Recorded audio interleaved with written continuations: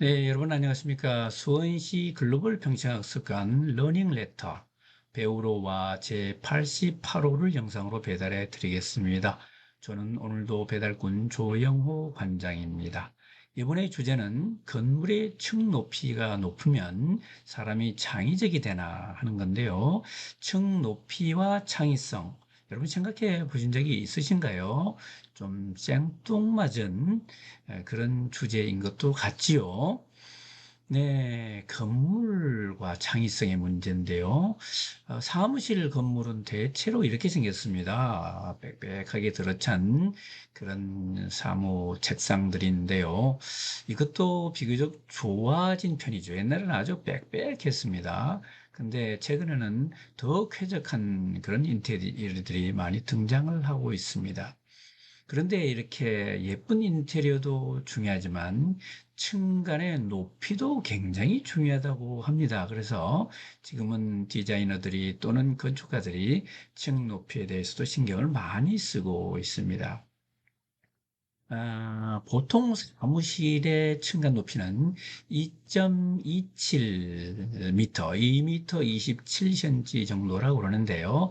분당에 있는 N기업, NHN, 네이버 본사 사무실 2010년에 오픈한 그린 팩토리라고 불리는 이 사무실의 층간 높이는 3.84m, 3m 84cm나 되네요.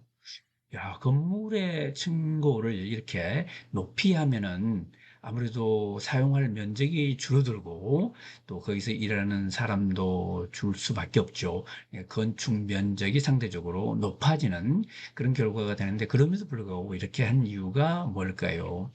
이 회사의 공간을 들여다보면 정말 쾌적해 보입니다. 널찍널찍해요.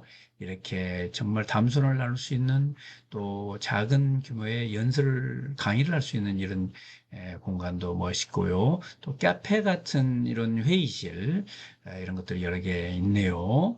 참, 여기서 일한다 보면은 정말 아이디어가 막 나올 것 같지 않습니까? 또 위에서 보이는 1층 도서관. 1층 들어가 보면 이제 도서관이 있는데 도서관이 굉장히 층고가 높고 훤하고 또 디자인적으로도 아주 멋있게 이렇게 되어 있습니다. 야, 층고가 얼마나 될까요? 대단해 보입니다. 자, 이 사진을 보시면 1층인데 사람들의 키 높이하고 건물의 전체 높이를 보시면은 야, 층고가 어마어마하게 높다는 걸 알 수가 있습니다. 이 NHN 건물의 층고는 정말 유별나게 높다. 이렇게 돈을 많이 들여서 이렇게 한 이유가 뭘까요? 건물의 층고에 대해서 깊이 생각하게 자극을 준 사람이 있습니다. 그분이 요나스 소쿠라는 분인데요. 요나스, J자를 써가지고 요나스라 그러기도 하고, 조나스라 그러기도 하고, 이분 러시아계 유대인 가장이라고 하는데요. 이분은 소아마비 백신을 개발한 혁혁한 공로를 쌓은 분입니다. 소아마비가 한때는 참 굉장히 무서운 바이러스 병균이었는데 그것이 결국은 점령이 됐죠. 그 점령에 하는데 선봉에 있었던 분이 소크 박사가 되겠습니다. 이분은 그 임상실험이 한창 진행이 되던 1954년 3월 29일자 타임즈에 이해 인물, 주요 인물로서 보도가 되기도 했습니다. 요나스 소크 박사, 이분은 뉴욕에서 공부를 하고 뉴욕 대학에서 박사까지 했는데요. 나중에 이제 바이러스 개발자가 됩니다. 소아마비 환자가, 소아마비란 것이 얼마나 심각했냐 하면은 1952년도에 특히 극성이었는데요. 5만 8천 건의 소아마비 환자가 발생이 됐고, 그중에 3천 명이 사망을 했고, 2만 1천 명이 마비가 되는 미국 통계만 보도요.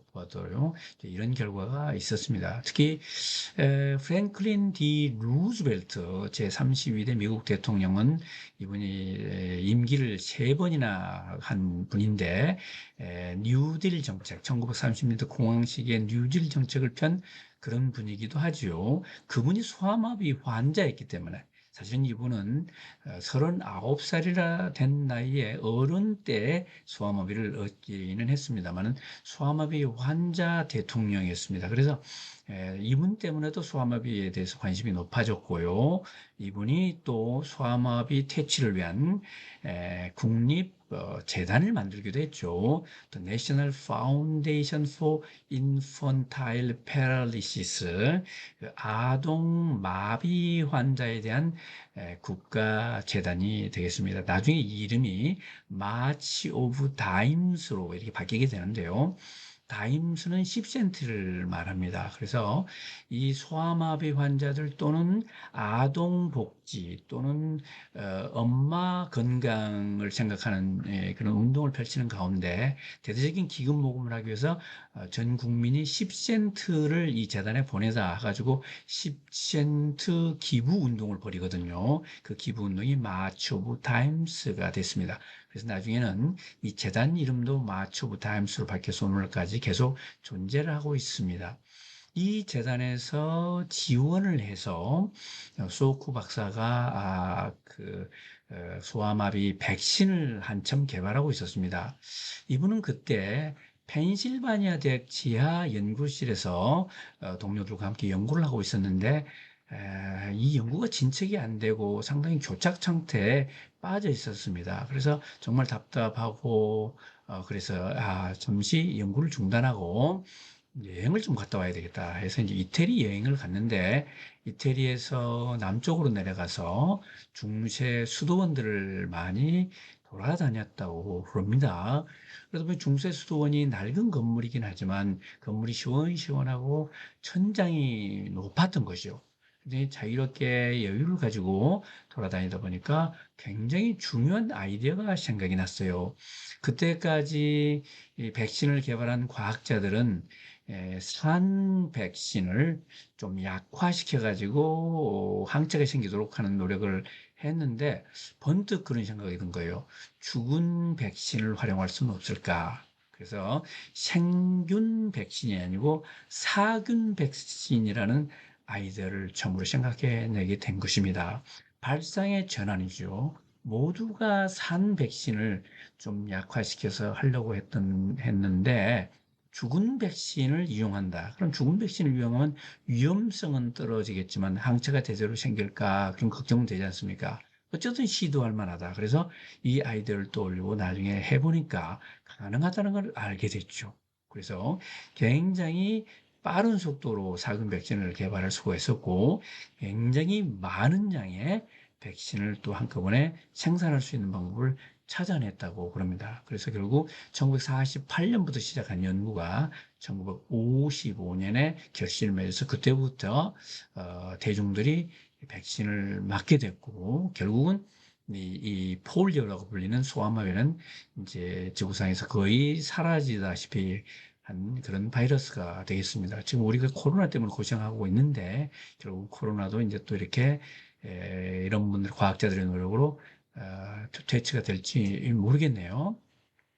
그래서 하여튼 건물 높이가 높아야 창의적인 아이디어가 생긴다. 이런 가설이 가능한 거죠. 그때부터 사람들은 많이 심리학자라든지 또 건축 심리학을 하신 분들, 건축 설계를 하신 분들이 많이 연구를 이제 해본 거죠. 이 중세 수도원들의 건물이 좀 몇 개 있네요. 예, 안에 들어가보면 좀 시원시원하죠? 네, 그렇습니다. 자, 그래서 층 높이하고 창의성과의 관계는 밀접한 관계가 있다는 것을 알게 됐고요.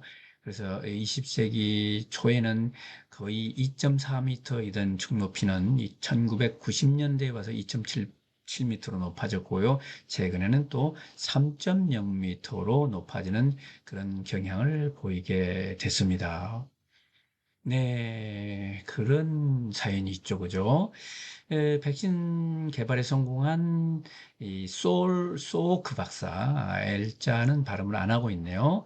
소오크 박사는 그 뒤에 그 명성을 배경으로 해가지고 국가로부터 또는 마치 오브 다임스 재단으로부터 지원을 받아가지고 소오크 Institute for Biological Studies라는 그런 연구소를 생물학 연구소 바이러스 개발 바이러스 퇴치 연구소를 캘리포니아주 샌디에고 근처에다가 세우게 됐는데, 이때 세우면서 일단 층고는 높여라 그러면서 층고뿐만 아니고 건물이 굉장히 중요하기 때문에 세계적인 연구를 하려면, 또 세계적인 우수한 과학자들을 유치하려면 멋진 건물이 있어야 된다. 그래서 건물이 아주 특이한 그런 연구소를 만들었습니다.